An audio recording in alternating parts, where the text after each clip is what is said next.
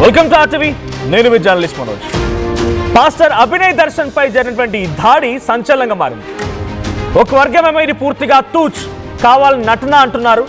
ఇంకో వర్గమేమో ఇది ముమ్మాటికి ఆయనపై జరిగినటువంటి దాడి చాలా క్రూరంగా జరిగిన దాడి అని చెప్తున్నారు.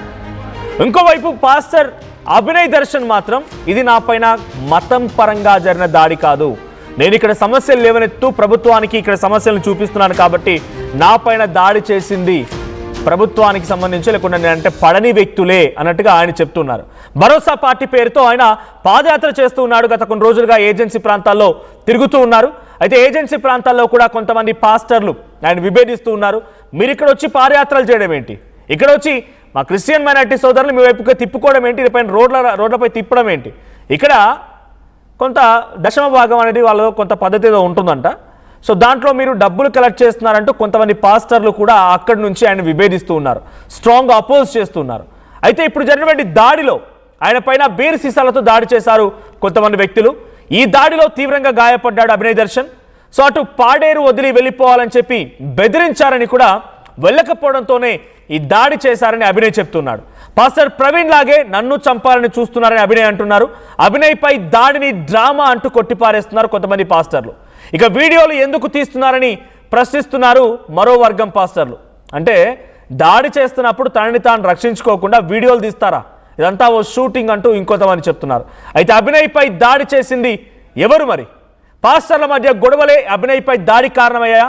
మాట్లాడదాం. ఇదే అంశానికి సంబంధించి మనతో పాటు ఆర్టీవీ స్టూడియోలో లైవ్లో అందుబాటులోకి వచ్చారు brother Neel Raj, social media activist, and John Wesley, ఆయన వైఎస్ఆర్సీపీకి సంబంధించి స్టేట్ క్రిస్టియన్ మైనార్టీకి సంబంధించి వైస్ ప్రెసిడెంట్ కూడా ఉన్నారు. సో ఫస్ట్లీ నేను అటు జాన్ వెస్లీ నుంచి తీసుకుంటాను.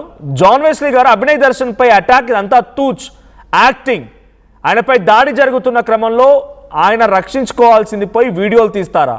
ఒంటిపై రక్తాన్ని కూడా సోషల్ మీడియాలో కొంతమంది నెటిజన్స్ కానీ కొంతమంది పాస్టర్లు కానీ ఇర్రెస్పెక్టివ్ ఆఫ్ రిలీజియన్ అదంతా కోడి రక్తము, గతంలో కూడా చాలా వరకు డ్రామాలు ఆడాడు అభినయ్ దర్శన్, ఈ రకమైనటువంటి వాదనలు వినిపిస్తూ ఉన్నాయి. What do you say? ముందుగా ఆర్టీవీ వారికి నా హృదయపూర్వక నమస్కారం తెలియపరుస్తున్నాను.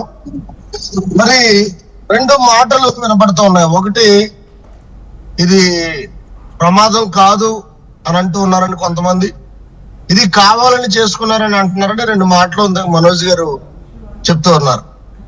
ఒకవేళ వీడియో తీసుకోవడం వల్ల అలాంటి అపోహ వచ్చిందంటే, ఎందుకంటే క్రిస్టియన్స్ ఎక్కువ, పాస్టర్ గారు ఎక్కువ ఎక్కడికి వెళ్ళినా సరే మరి అప్డేట్ కోసం ఖచ్చితంగా వీడియోస్ వాడుతూ ఉంటారు.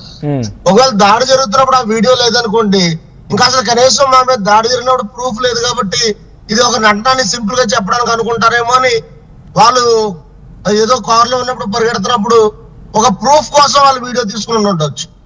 కానీ వీడియో తీసుకోవడం దాన్ని గురించి ఇది దాడి కాదు, ఇది యాక్టింగ్ అని చెప్పకూడదు. కానీ అసలు ఈ యొక్క ఘటన మీద ప్రభుత్వం సీరియస్ గా స్పందించాలి. ముందు ప్రభుత్వం స్పందించి అసలు దాడి ఎలా జరిగింది, దాడి చేసిన వ్యక్తులు ఎవరు, ఈయన మీద దాడి చేయవలసిన పనేంటి అనేటువంటి విధానంలో మరి అభినయ్ దర్శన్ గారు ఆయన మాటలు కూడా మరి ఇప్పుడు ఇందాక మనోజ్ గారు చెప్పారు.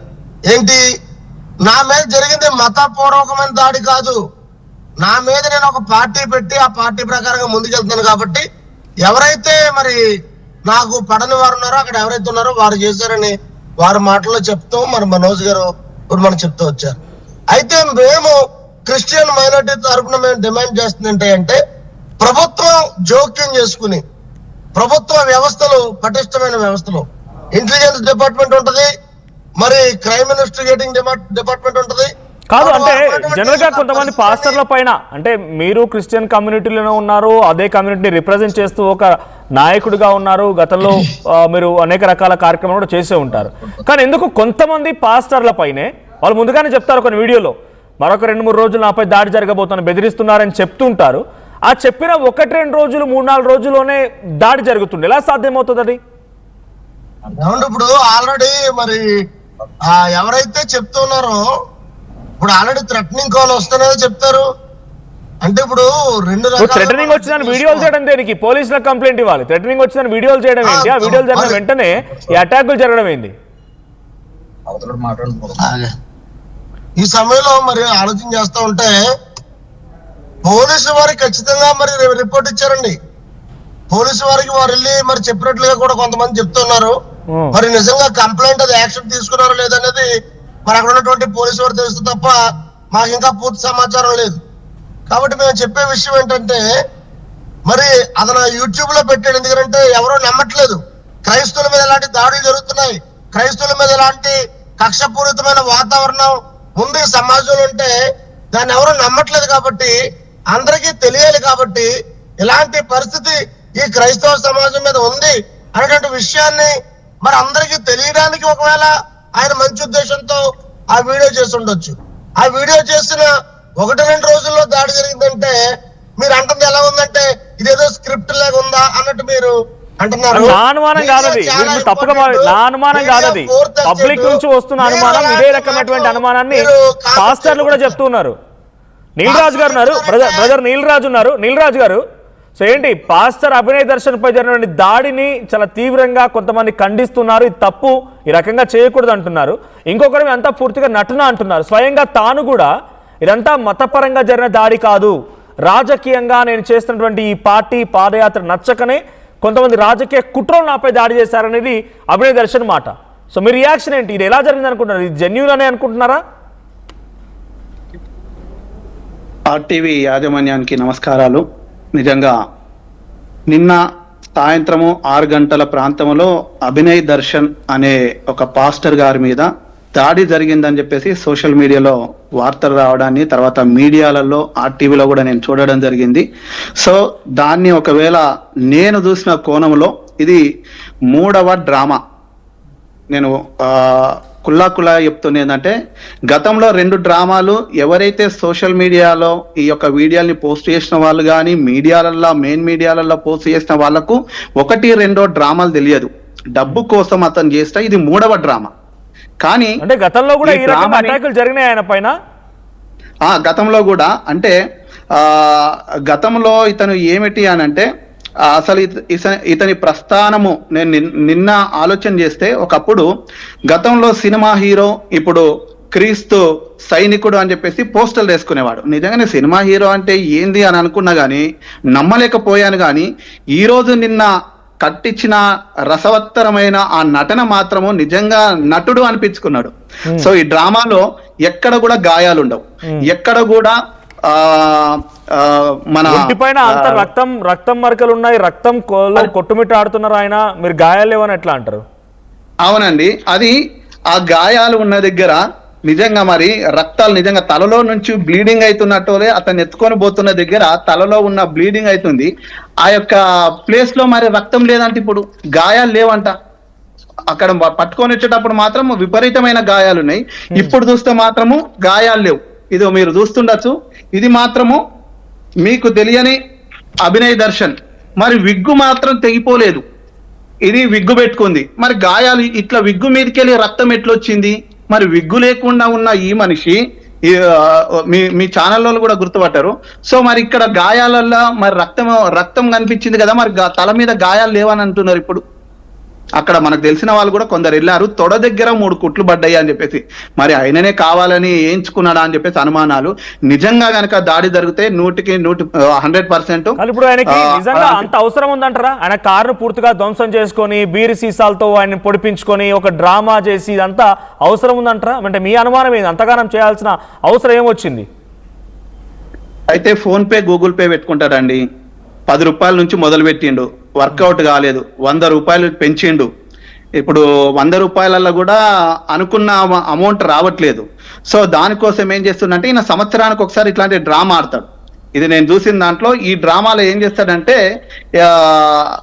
కారు యాక్సిడెంట్ అయిపోయిందని చెప్పేసి ఇంతకుముందు గతంలో ఇదే కారు నేను మీకు పంపించాను అనుకుంటా, వీళ్ళ ఫాదర్ కూడా ఉంటాడు. ఇదే కారు చూడండి, ఇది ఎస్సీ కార్పొరేషన్ లో తీసుకున్న కారు.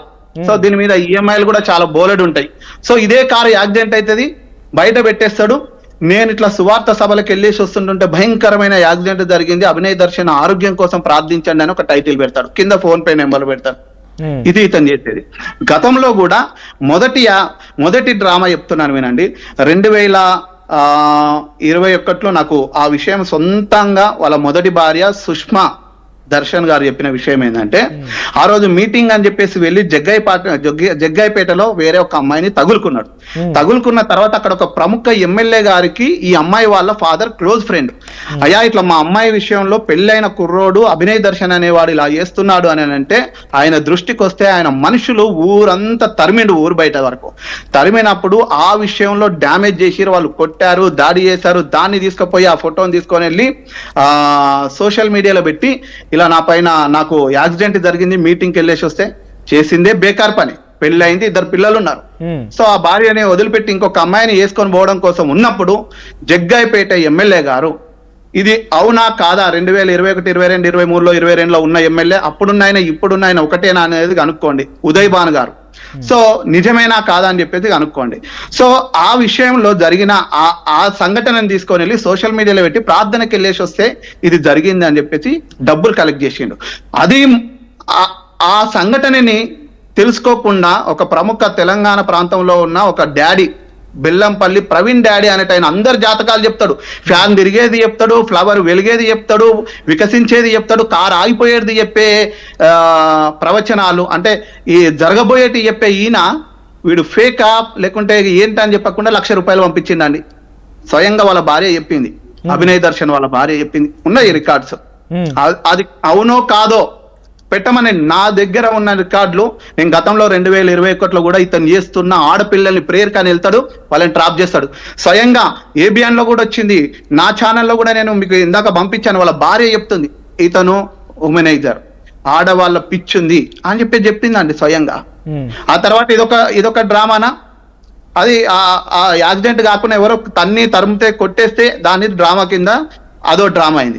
ఆ తర్వాత ఎవరైతే సుప్రియ అనే ఒక అమ్మాయిని విజయనగరం ప్రాంతానికి వెళ్ళిపోయిండు, విజయనగరం ప్రాంతంలో ఉన్న ప్రజలారా రండి, ఇగో ఇదొక పోస్టర్ వేసుకున్నప్పుడు ఏందనంటే విజయనగరం చేరిన అభినయ్ దర్శన్ గారు గొప్ప రక్షణ కొరకు ప్రార్థించండి, దైవజనులు అభినయ్ దర్శన్ గారు కడపలో పుట్టి పెరిగిండు, ఇప్పుడు విజయనగరం వచ్చిండు, రండి నాతో పాటు యూత్ అంటుండు. ఏం చేసిండు తెలుసా, అక్కడ పాస్టర్ గారు కూతుర్ని లేపుకొని వచ్చిండు. ఆ వీడియో నేను చేసిన, నన్ను వాళ్ళ తండ్రి, ఆయన, ఒక భార్య, 2 పిల్లలున్న బిడ్డను 75-80 వేలు గవర్నమెంట్ ఎంప్లాయ్ ఆమె, వాళ్ళ మొదటి భార్య, ఆమెను వదిలేసి ఈ అమ్మాయిని తీసుకొని మొన్నటి వరకు 2 నెలల క్రితం మీరు గతంలో కూడా మీరు చూసారనుకుంటా, వీళ్ళిద్దరు కలిసే పాదయాత్రలు మొదలు పెట్టింది, వీళ్ళిద్దరు కలిసే పార్టీ అని చెప్పేసి తిరిగింది.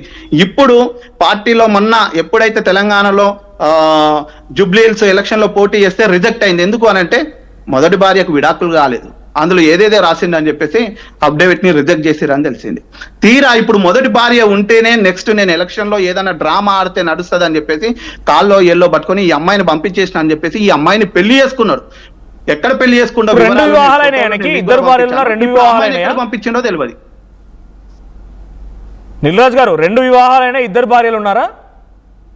ఏంటండి 2 వివాహాలైనా 2 భార్యలు ఉన్నారా? అవును, అఫీషియల్ గా అయితే 2.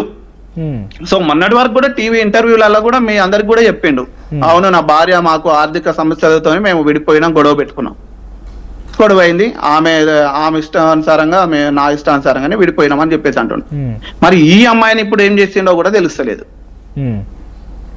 సో ఇప్పుడు ఇక్కడ జరిగినటువంటి దాడికి మీరు గతంలో చెప్పినటువంటి అంశాలు ఏమైనా లింకప్ అయిందా? అంటే దానిలాగానే మళ్ళీ సేమ్ డ్రామా చేస్తున్నారు అంటున్నారా? Same phone pay, Google pay number, కొంచెం ఎక్కువ అమౌంట్ అవసరం ఉంది, నా దగ్గర ఒక రికార్డు వచ్చింది కాబట్టి వాళ్ళ భార్య ఏమంటుందంటే నువ్వేమన్నా కానీ నాకు డబ్బులు కావాలి, అప్పులు చేసిపోయిన పెద్ద మీటింగ్లు పెడదామని చెప్పేసి 40-45 లక్షలు అప్పులు చేసిండు. ఆ అమ్మాయి మీద అప్పులు వేసేసి వెళ్ళిపోయిండు. సో ఆ అమ్మాయి 2 పిల్లల్ని పట్టుకొని ఆ వచ్చే జీతం కూడా సరిపోక నరకం చూస్తుంది. కానీ నువ్వేమైనా కానీ డబ్బులు తీసుకొని రావాలి, దశం భాగాలు ఇంకోటో ఏదైనా కానీ డబ్బులు కావాలా అనే టార్గెట్ పెట్టింది ఆమె ఆడియోలు ఉన్నాయి, స్పష్టంగా వచ్చినాయి. ఒకసారి మీ వర్షన్ వింటారండి, మనం పబ్లిక్ కాల్స్ కూడా తీసుకుంటున్నాం, కొన్ని పబ్లిక్ కాల్స్ కూడా యాక్టివేట్ చేస్తాను.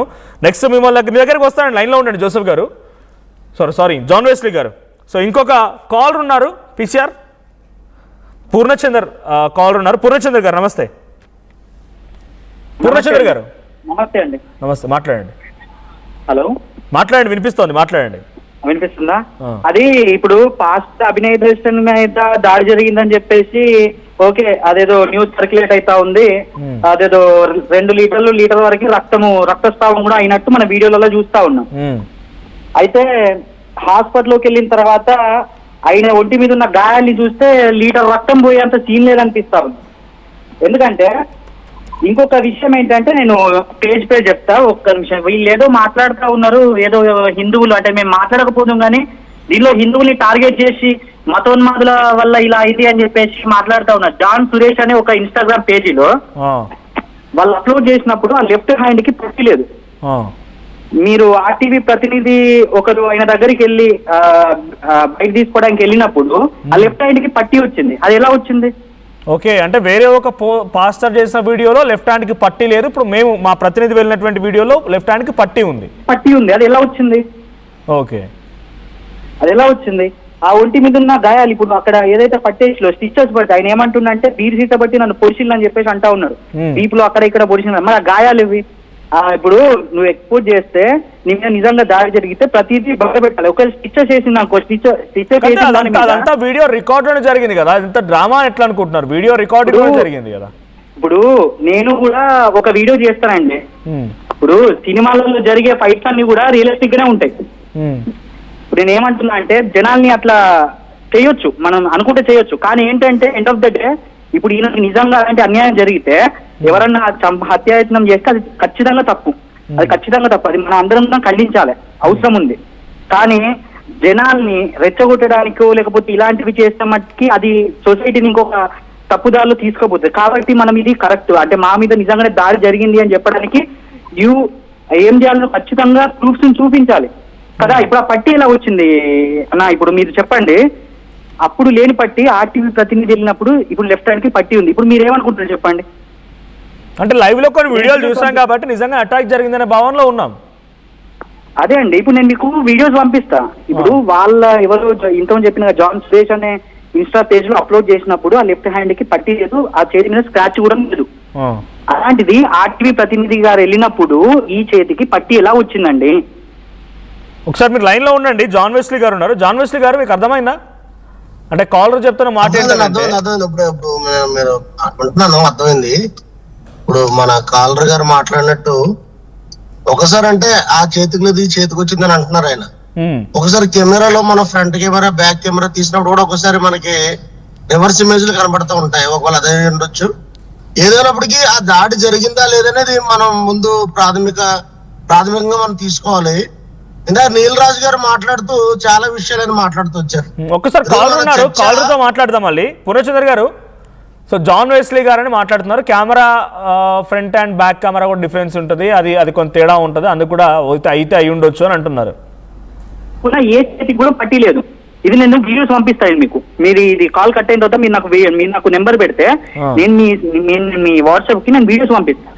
ఏ చేతికి పట్టి లేదు. సో ఇప్పుడు జరిగిన అటాక్ గతంలోనే గుర్తించారు ఆయన ఒక వీడియో కూడా పెట్టారని తన ఛానల్లో పాదయాత్ర సమయంలో.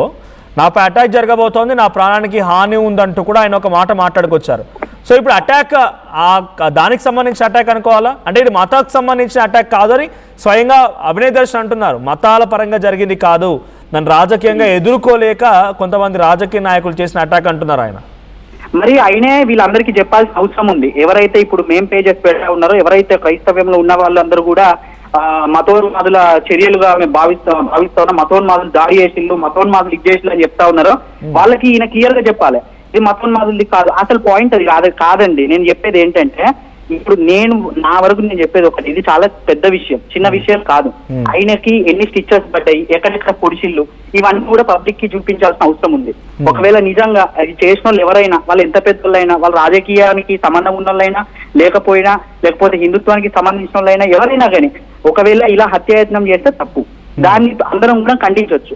కాకపోతే ఏంటంటే నువ్వు ఒక వీడియో రిలీజ్ చేసేసి ఎంటెవరో పడ్డట్టు ఆ కారు కూడా ఈయన డ్రైవింగ్ సీటు, ఇండియాలో డ్రైవింగ్ సీట్ ఎటు ఉంటుంది అంటే రైట్ ఉంటుంది, లెఫ్ట్ ఫారెన్ లో ఉంటుంది. ఇప్పుడు ఆ గుడ్డు పడ్డది ఎటు సైడ్, లెఫ్ట్ సైడ్ గుడ్డు పడ్డది, రైట్ సైడ్ డ్రైవింగ్ సీట్ లో ఈయన కూర్చుంటే రోడ్డు కనిపించదా? చెప్పండి. రోడ్డు కనిపిస్తుంది కదా, రోడ్డు కనిపిస్తుంది, అన్ని కనిపిస్తాయి. సరే కార్ తుప్పలలో పోయింది, ఏదో అయిపోయింది, అది అంతా క్లిప్ వాడి ఉంది. ఆ వీడియోస్ కూడా అంత క్లిప్ ఉన్నాయి అన్నమాట. అంటే ఏదో ఎడిటింగ్ చేసినట్టుగా. అప్పుడు ఆయన నిల్చుంటాడు, లేచి నిలబడి బానే ఉంటాడు. ఆ తర్వాత అది ఎవరన్నా అంగి బట్టి లాగితే పొగులు చినిగిపోతుంది, కానీ కత్తెర బట్టి కడిగేసినట్టు చినిగిపోద్దా అండి? మీకు ఇన్ని అనుమానాలు కలుగుతున్నాయా ఈ వీడియోలలో? అది ఉన్నది కదా, ఇప్పుడు నేను కాదు ఆ వీడియో చూసి కామెంట్లు చూడండి ఒకసారి.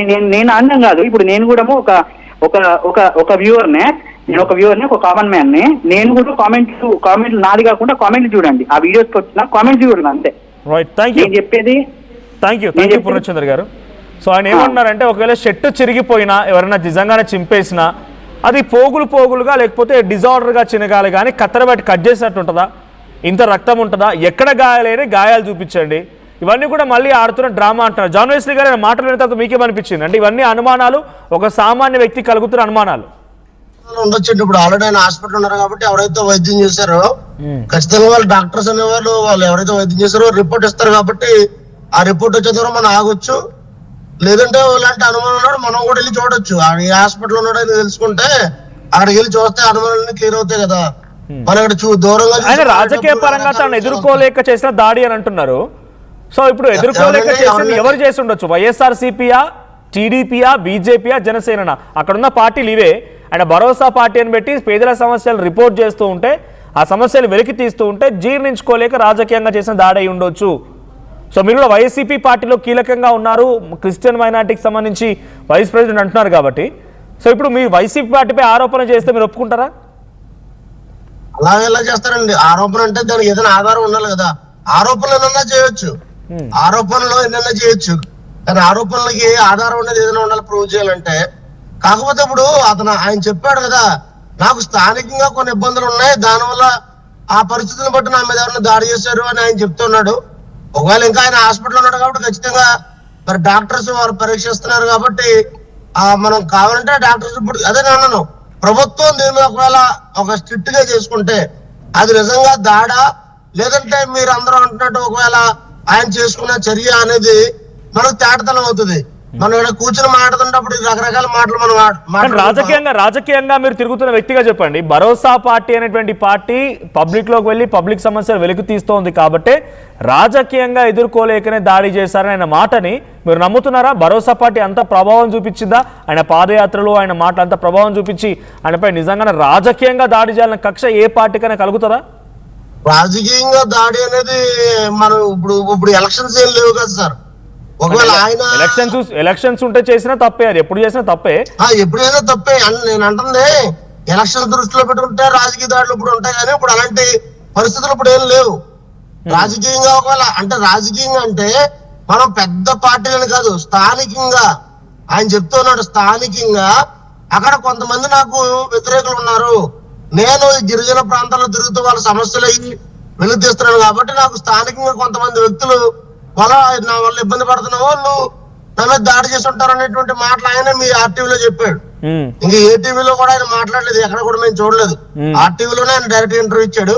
తర్వాత ఇంకో విషయం ఏంటంటే, ముందు ఇందాక మీ స్టూడియోలో ఉన్నటువంటి మన బ్రదర్ నీల్ రాజు గారు మాట్లాడుతూ ఆయన పర్సనల్ విషయాన్ని బయటపడుతున్నాడు. ఇప్పుడు అది కాదు, అది ఈ సమయం కాదు, సందర్భం కాదు. ఆయనకి ఎన్ని పెళ్లిళ్ళు అయినాయి, ఆయనకి ఎంతమంది, అది కాదు ఇప్పుడు సందర్భం. ఇప్పుడు ఆయన మీద జరిగింది దాడా కాదా, దాని మీద చర్చ పెట్టడం తప్ప ఆయన వ్యక్తిగత విషయాలు, వ్యక్తిగత ఫ్యామిలీ విషయాలన్నీ కూడా బయట పెట్టి ఒకవేళ ఆయన మీద నిజంగా దాడి జరిగితే ఒకవేళ ఆయన ఇబ్బంది ఉంటే ఇటువంటి విషయాలు ఇంకా ఉన్నప్పుడు ఇంకా అతను కృంగిపోయే పరిస్థితి ఉంటుంది. కాబట్టి ఆలోచితగా కాకుండా ఈ దాడి ఎవరు చేశారు అనేది, ఒకవేళ దాడా కాదా అనేది కూడా తేల్చవలసిన బాధ్యత. నీలరాజ్ గారు, ఆయన వ్యక్తిగత విషయాల గురించి ఇప్పుడు సమయం కాదు, ఆయన దాడి జరిగిన విషయం, దాడి జరిగిందా లేదా అని ప్రస్తావించకుండా వ్యక్తిగత విషయాలు మాట్లాడుతున్నారని జాన్ వెస్లీ అంటున్నారు మిమ్మల్ని. చాలా మంది తెలంగాణ ప్రాంతంలో పుట్టగొడుగులాగా డాక్టరేట్లు తీసుకొని డాక్టర్లుగా చలామణి అవుతున్న దొంగ పాస్టర్లు, దొంగ బిషప్లు, వాళ్ళందరూ ఈరోజు కొంతమంది స్టేట్మెంట్లు ఇవ్వడం నేను చూశాను. ఎందుకంటే దొంగలకే సర్దు కడతారు. ఈ సమోసా పార్టీ ఏదో అనుకుంటా, ఏం పార్టీ అండి అది వినలేదు, సమోసా పార్టీ, భరోసా పార్టీ. ఓ భరోసా, ఆయనకే భరోసా లేదు, వాళ్ళ ఇంట్లో వాళ్ళకే భరోసా ఇయ్యలేడు. ఈయన ఎందుకు ఈ మన వేరే వాళ్ళకు ఈ పాలేరు, ఈ మన అక్కడ అరకు ప్రాంతంలో భరోసా ఇస్తాడో నాకు అర్థమైతే లేదు. ఒక్క నిమిషం కాదు, ఇప్పుడు ప్రవీణ్ పాడాల గారి విషయంలో ఆయన తాగి చనిపోయాడు అన్నారు అందరూనే. అవునండి, ప్రవీణ్ పగడాల గారు తాగాడు అని చెప్పేసి ఈ వ్యక్తి మాట్లాడుతూ వచ్చిండు.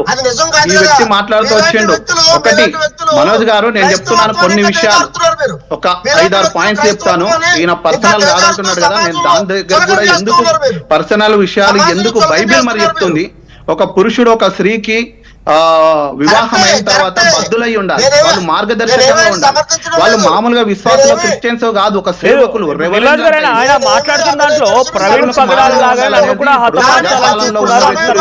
కుటుంబాన్ని పోషించలేని వాళ్ళు, కుటుంబాన్ని పట్టించుకున్న వాళ్ళు రాజకీయ జీవితంలో కూడా మాదిరిగా ఉండాలని చెప్పేసి ఉంటుందండి.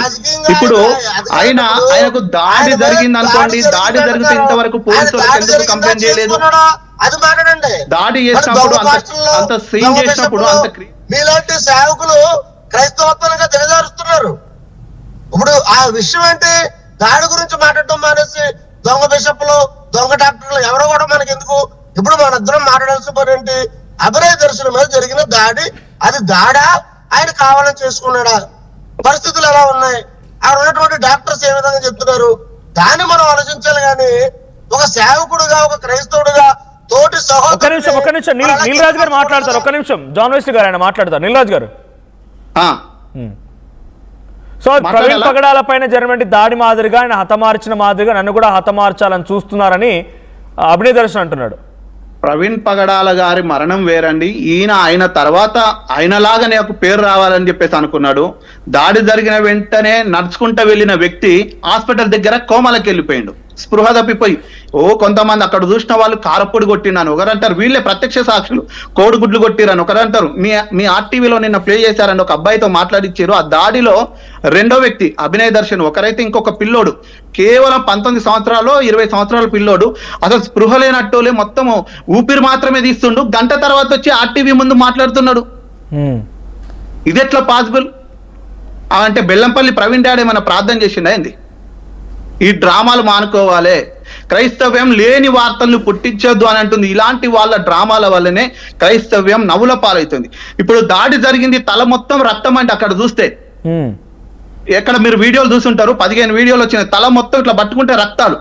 కానీ హాస్పిటల్ దగ్గరికి వస్తే తలకు ఒక బ్యాండేజ్ లేదు, ఒక కుట్లు లేవు, ఏమి లేదు. అంటే విగ్గు ఉండంగా విగ్గులో నుంచి, తలలో నుంచి విగ్గు దిగిపోయి రావాలి మరి. అంటే ఆ రక్తం అంతా ఎక్కడ నుండి వచ్చిందండి? ఏమన్నా డాక్టర్లు హాస్పిటల్ ఏమన్నా రక్తం బాటలు తల మీద పోసి ఏమన్నా ట్రీట్మెంట్ చేస్తారా ఏంది? అసలు దాడి చేసిన వాళ్ళు వ్యక్తులు 20 సంవత్సరాల పిల్లలు. ఆ వీడియోలో చూడండి, మాస్కులు పెట్టుకున్న వాళ్ళు. మరి ఏమన్నా వీళ్ళకు ఈ సమోసా పార్టీ, భరోసా పార్టీకి సమోసాలు ఏమన్నా పంపకాలల్లా, లేకుంటే మామిడి పండ్లు పంపకాలల్లా? ఇంకొక వర్షన్ ఏంటంటే, ఆయన పాదయాత్ర చేస్తున్న ఏజెన్సీ ప్రాంతాల్లో ఉన్నటువంటి పాస్టర్లు కూడా ఆయన విభేదిస్తున్నారంట. అంటే ఇక్కడ రాకూడదు, ఇక్కడ పాదయాత్రలు చేయకండి, మీరు దశమ భాగమనో ఇంకోటనో డబ్బులు వసూలు చేస్తున్నారని చెప్పి కొన్ని రోజులుగా ఈ వివాదం అయితే నడుస్తోంది. ఇంటర్నల్ గా ఆర్టీవీ అక్కడ గ్రౌండ్ లోకి వెళ్ళి అక్కడ పాస్టర్లతో మాట్లాడించినప్పుడు కూడా వారు చెప్తున్న మాట ఇదంతా. సో వాళ్ళ పని ఒకవేళ విభేదించే వాళ్ళు ఎట్లానంటే, ఫస్ట్ అయ్యా రాజకీయం వేరు, దేవుని యొక్క సేవ అనేది వేరు, నీ కుటుంబ జీవితం అనేది బాగలేదు కదా, మొదటి భార్యను ఫస్ట్ నువ్వు కట్టుకో, నీ కుటుంబాన్ని కట్టుకో అని చెప్పేసి వ్యతిరేకించిన వాళ్ళు చాలా మంది ఉన్నారండి. బైబిల్ ప్రకారం ఏందనంటే, భార్యను వదిలిపెట్టద్దు. ఈ భార్యను ఎందుకు వదిలిపెట్టాల్సి వచ్చింది? అది కదా, కుటుంబాన్ని కట్టుకున్న తర్వాతనే కదా మా బైబిల్ చెప్పేది. నువ్వు కుటుంబాన్ని ఏలని వాడు సమాజాన్ని ఏలడానికి వీల్లేదు, సంఘాన్ని చర్చిని నడిపించడానికి వీల్లేదని బైబిల్ కరాఖండిగా చెప్తుంది. ఈ రోజు 2-3 పెళ్లిళ్ళు చేసుకున్నాడు, బిషప్ అవుతుండు. 3-4 కుటుంబాలని వేరు చేసి, నిన్న ఇవాళ పేపర్లో చూసిన, ప్రార్థనకు వచ్చిన ఒక ఆమెను ఒక బిషప్ గాడు చెరపట్టి ఇప్పుడు భార్యను పెట్టుకుంటూ, వేరే ఆయన భార్యని, వాడు ఈ రోజు స్టేట్మెంట్ ఇస్తుండు, వాడు బిషప్ అంట. ఇది ఎక్కడదండి? తన్ను తాను తగ్గించుకుని వాడు హెచ్చింపబడునని చెప్పేసి దేవుని వాక్యం సెలవిస్తుంది.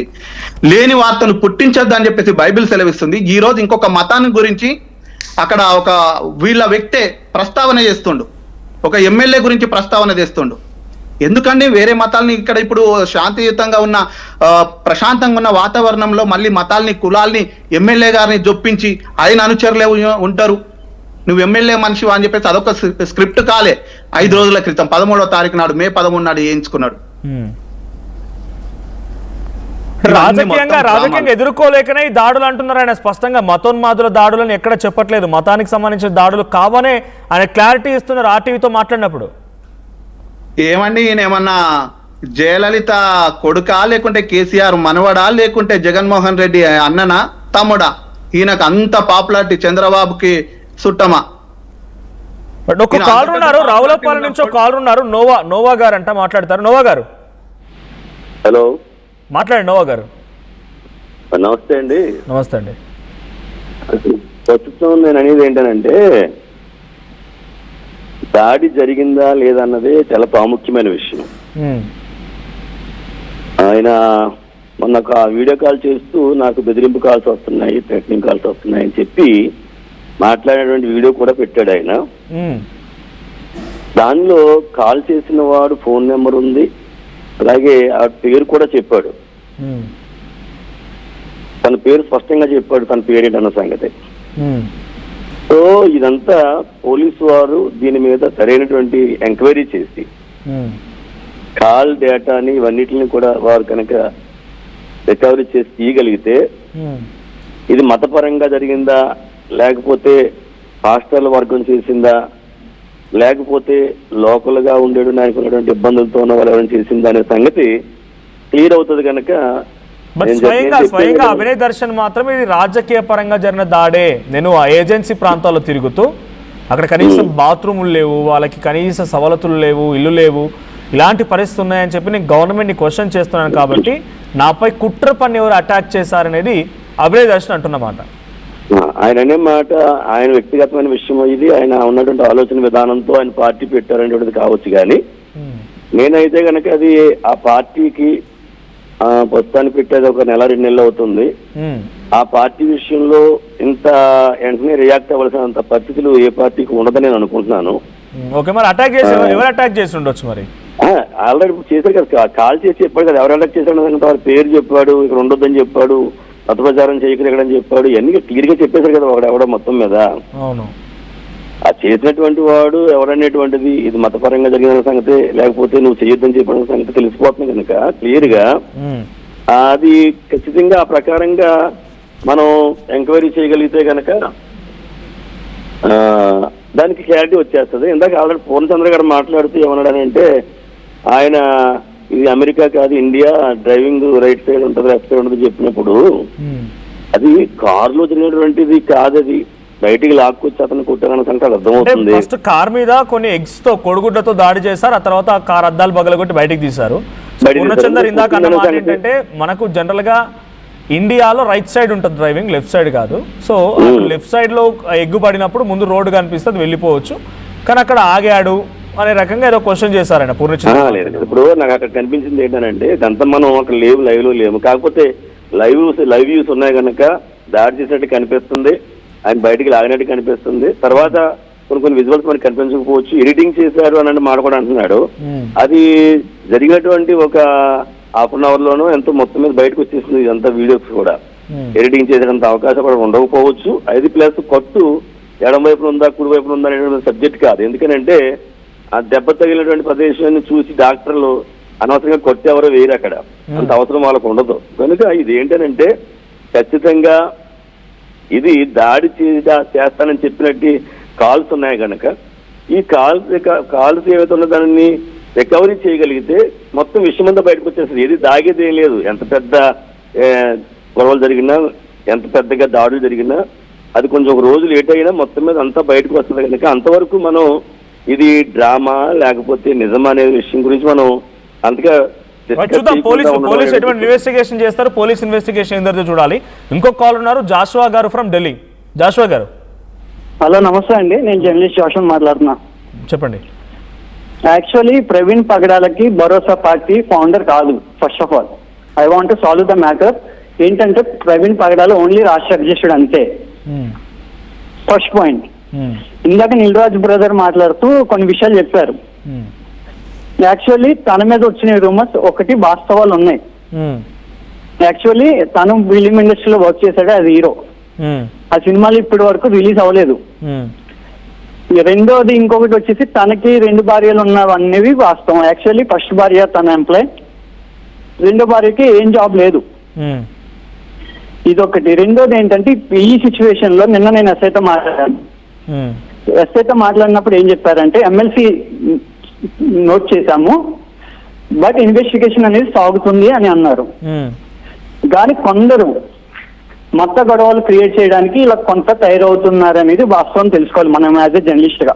ఓకే, సో ఇప్పుడు అక్కడ జరిగిన దాడి ఎవరు చేసి ఉంటారని అది కూడా క్వశ్చన్ రైజ్ అవుతుంది. ఒకటి నేను ఒక క్లారిటీ ఇస్తాను, give me 1 minute time.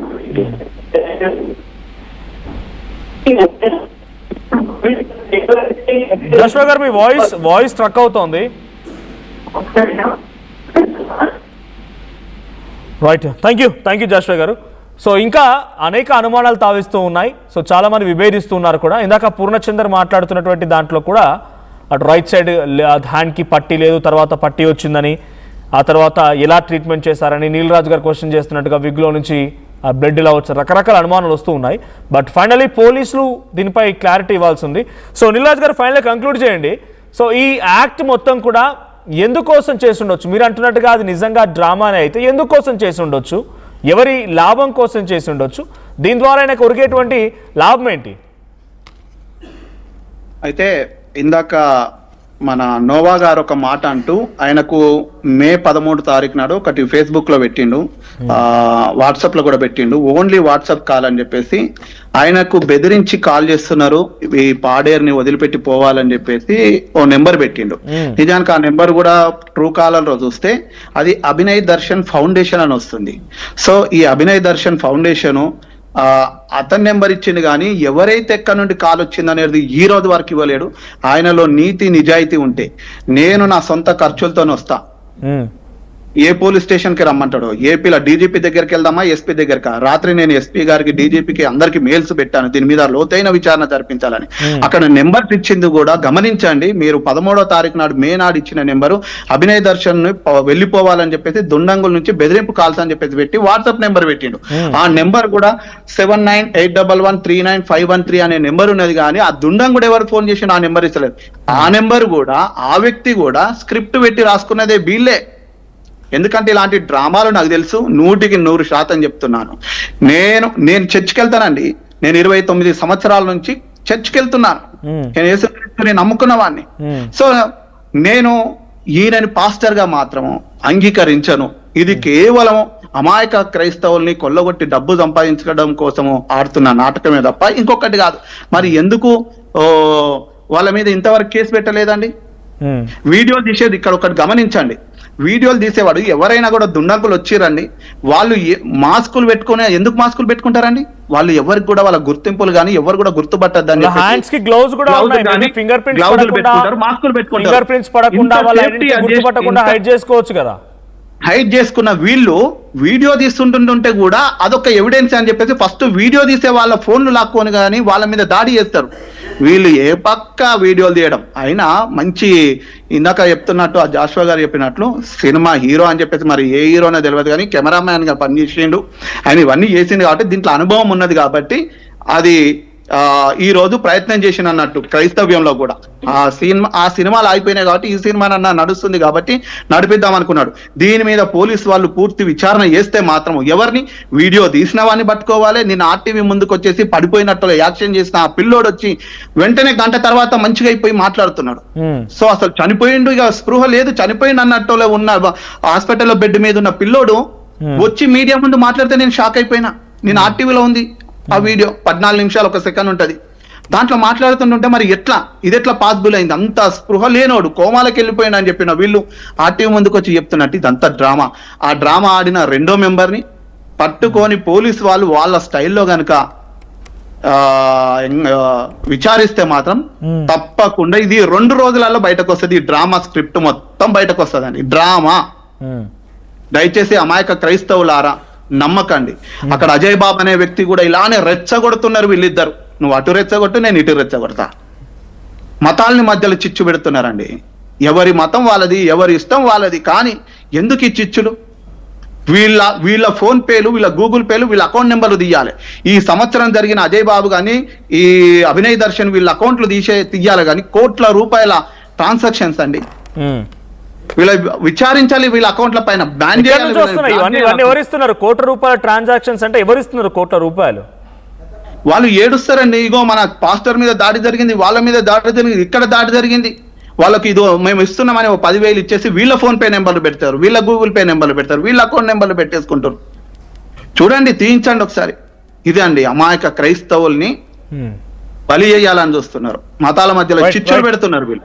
John Wesley గారు ఫైనల్ కంక్లూడ్ చేయండి మీరు కూడా. సో ఈ యాక్ట్ మొత్తానికి ఇప్పుడు బయటికి ఏం పడుతుందో చూడాలి, చాలా మందికి అనుమానం కలుగుతుంది కాబట్టి పోలీస్ ఇన్వెస్టిగేషన్ చూడాలి. ఇవన్నీ డబ్బుల కోసం చేసే పని అన్నట్టుగా నీలరాజ్ చెప్తున్నారు. సార్ ఇప్పుడు విషయం ఏంటంటే నీలరాజు గారు మంచిగానే మాట్లాడుతున్నారు అన్నీ. మనకి నిజంగా ఒకే ఒక పాయింట్ ఆయన చక్కగా మాట్లాడారు. ఒక పాయింట్ ఏంటంటే ఇది దాడి విషయంలో పూర్తి విచారణ జరగాలి. ఆ పూర్తి విచారణ ఎవరు చేయగలుగుతారు? ప్రభుత్వం చేయగలుగుతుంది. ఎందుకంటే ప్రభుత్వమే అన్ని వ్యవస్థలను శాసిస్తుంది కాబట్టి, అన్ని వ్యవస్థలు నడిపిస్తుంది కాబట్టి, అన్ని వ్యవస్థలని ఉపయోగించి ముఖ్యంగా ఈ దాడి విషయంలో ఏంటి అనేది ఒక నిజ నిర్ధారణ కమిటీ వేసి చక్కగా విచారణ జరిగించి వాస్తవాలను వెలికి తీయాలి. ఒకటి. రెండవది నేను నీలరాజు గారితో చెప్తుంది ఏంటంటే ఒకవేళ ఎలాంటి విషయాల పరిస్థితులు ఏం జరిగినా ఆయన క్రైస్తవ సమాజాన్ని ఒకవేళ చక్కదిద్దాలనుకుంటే 4 గోడల మధ్యన 4 గోడల మీద క్రైస్తవుడు అందరినీ ఎవరితో అయితే పెద్దలతో మాడాలనుకున్నాడో వాళ్ళు పిలిచి మాడుకోవాలి తప్ప క్రైస్తవ సమాజాన్ని కించపరుస్తున్నట్టు ఎవరు కూడా మరి పబ్లిక్ గా ఎలాంటి మాటలు మాడకుంటే బాగుంటదని మరి నీలరాజు గారికి ఈ సందర్భంగా విజ్ఞప్తి చేస్తూ ఉన్నాం. దయచేసి ఆయన కూడా చాలా యూట్యూబ్ ఛానల్ వీడియోస్ చేస్తూ ఉంటారు. ఎందుకంటే ఇలాంటి పరిస్థితులు చాలా సున్నితమైన విషయాలు ఇవి. ఈ సున్నితమైన విషయాల్ని చాలా మనం జాగ్రత్తగా హ్యాండిల్ చేయాలి. మరి వ్యక్తిగత విషయాలు చాలా మంది ఉంటాయి, అన్ని కాదు. కానీ ప్రస్తుతం ఈ యొక్క వాతావరణంలో ఒకవేళ నిజంగా అభినయ్ దర్శన్ అనేటువంటి వ్యక్తి కావాలని ఎలాంటి దాడి గట్ట చేయించుకుని ఉంటే అది ఖచ్చితంగా పోలీసు వారి విచారణలో బయటపడితే అప్పుడు వారిని శిక్షిస్తారు. ఒకసారి అభినయ్ దర్శన్ కూడా ఆర్టీవీతో మాట్లాడుకొచ్చినప్పుడు ఆయన మాట కూడా వినిపిస్తాను మీకు. నేను పీసర్ ఒకసారి ప్లే చేయండి. అభినయ్ దర్శన్ ఆర్టీవీతో మాట్లాడినప్పుడు ఆయన ఏం మాట్లాడుకొచ్చారు ప్లే చేయండి. ప్రీ ప్లాన్ అనిపిస్తుంది ఖచ్చితంగా. ఎందుకంటే నాకు లాస్ట్ 1 వీక్ క్రితం కూడా కంటిన్యూస్ గా థ్రెటనింగ్ కాల్స్ వస్తున్నాయి. అది కూడా ఒకటే నంబర్ నుంచి. అది మా పాడేరు వదిలిపెట్టి వెళ్ళిపోమని చెప్పి, నీరు తోటపాలెం విడిచి వెళ్ళిపోమని, సమస్యలు మాట్లాడడానికి నువ్వు కడపవాడికి నీకేం పని అని చెప్పి వస్తున్నాయి. సో ఆ రిలేటెడే ఈ దాడి అనుకుంటున్నానండి నేనైతే. పక్కాగా ప్రీ ప్లాన్ అనిపిస్తుంది ఖచ్చితంగా. ఎందుకంటే నాకు లాస్ట్ 1 వీక్ క్రితం కూడా కంటిన్యూస్ గా థ్రెటనింగ్ కాల్స్ వస్తున్నాయి. అది కూడా ఒకటే నంబర్ నుంచి. అది మా పాడేరు వదిలిపెట్టి వెళ్ళిపోమని చెప్పి, నీరు తోటపాలెం విడిచి వెళ్ళిపోమని, సమస్యలు మాట్లాడడానికి నువ్వు కడపవాడికి నీకేం పని అని చెప్పి వస్తున్నాయి. సో ఆ రిలేటెడే ఈ దాడి అనుకుంటున్నానండి నేనైతే. పక్కాగా ప్రీ ప్లాన్ అనిపిస్తుంది ఖచ్చితంగా. ఎందుకంటే నాకు లాస్ట్ 1 వీక్ క్రితం కూడా కంటిన్యూస్ గా థ్రెటనింగ్ కాల్స్ వస్తున్నాయి. అది కూడా ఒకటే నంబర్ నుంచి. నాకు కంటిన్యూస్ గా థ్రెటనింగ్ కాల్స్ వస్తూ ఉన్నాయి. ఈ థ్రెటనింగ్ కాల్స్ విషయంలో కూడా నేను చెప్పుకొచ్చాను. సో నాకు ఈ అటాక్ పైన కొంత రాజకీయ కోణం ఉంది అనే రకంగా ఆయన చెప్తూ ఉన్నారు. సో డైరెక్ట్గా ఆ విజువల్స్ మనం చూడవచ్చు. ఇక్కడ కనబడుతున్న విజువల్ గమనించండి. సో పీసీఆర్ ఫుల్గా ప్లే చేయండి దాన్ని. సో ఇక్కడ ఎవరైతే అనుమానాలు వ్యక్తం చేస్తున్నారో అనుమానాలకు సంబంధించి కొన్ని వీడియోస్ని, కొన్ని ఫొటోస్ కూడా చూపిస్తున్నాను. సో అక్కడ మనకు కనబడుతున్నటువంటి ఆ సర్కిల్ చూడండి.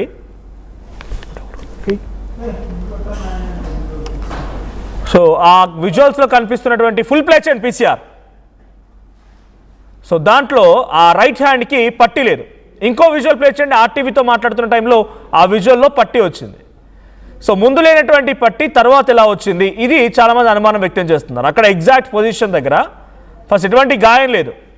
ఈ గాయం మళ్ళీ మీడియాతో మాట్లాడుతున్నప్పుడు అక్కడ పట్టీ వచ్చేసింది.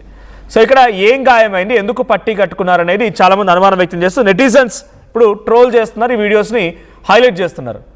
సో నిజంగానే అక్కడ గాయమై ఉంటే ముందుగా ఎందుకు పట్టీ లేదు, ఆసుపత్రి బెడ్పై పడుకున్నప్పుడు ఎందుకు పట్టీ లేదు, ఆ తర్వాత అక్కడ పట్టీ ఎలా వచ్చింది, సో ఆ బ్యాండేజ్ ఎలా వచ్చింది అనేది చాలామంది అనుమానం వ్యక్తం చేస్తున్నారు. బట్ ఏదేం జరిగినా ఈ ఫుల్ మ్యాట్రిక్ సంబంధించి ఒక క్లారిటీ రావాలంటే ఇది డ్రామానా, ఫుల్ డ్రామానే జరిపిందా, అభినయ్ దర్శన్ డ్రామాలు చేసే ఈ వీడియోలు రికార్డ్ చేయించాడా, లేదంటే నిజంగానే జరిగిందనే విషయం అయితే పోలీస్ ఇన్వెస్టిగేషన్ తర్వాత బయటపడే అవకాశం ఉంది. బట్ ఈ వీడియోలు చూసిన తర్వాత మీకేమనిపిస్తుంది కామెంట్ చేయండి. అండ్ థ్యాంక్ యూ నీలరాజ్ గారు, and thank you John Wesley గారు. ఫైనల్గా ఈ డ్రామా, యాక్షన్ లేదా నిజంగానే జరిగిన ఇన్సిడెంట్ ఇవన్నీ తేలేది పోలీస్ ఇన్వెస్టిగేషన్లోనే. సో ఈ ఫోటోలు, ఈ వీడియో చూసిన తర్వాత మీకేమనిపిస్తుంది కామెంట్ చేయండి. ఒకసారి మళ్ళీ అభినయ్ దర్శన్ ఏం మాట్లాడారో చూద్దాం. పక్కాగా ప్రీ ప్లాన్ అనిపిస్తుంది ఖచ్చితంగా. ఎందుకంటే నాకు లాస్ట్ 1 వీక్ క్రితం కూడా కంటిన్యూస్ గా థ్రెటనింగ్ కాల్స్ వస్తున్నాయి. అది కూడా ఒకటే నంబర్ నుంచి. అది మా పాడేరు వదిలిపెట్టి వెళ్ళిపోమని చెప్పి, నీరు తోట పొలం విడిచి వెళ్ళిపోమని, సమస్యలు మాట్లాడడానికి నువ్వు కడపవాడికి నీకేం పని అని చెప్పి వస్తున్నాయి. సో ఆ రిలేటెడే ఈ దాడి అనుకుంటున్నానండి నేనైతే.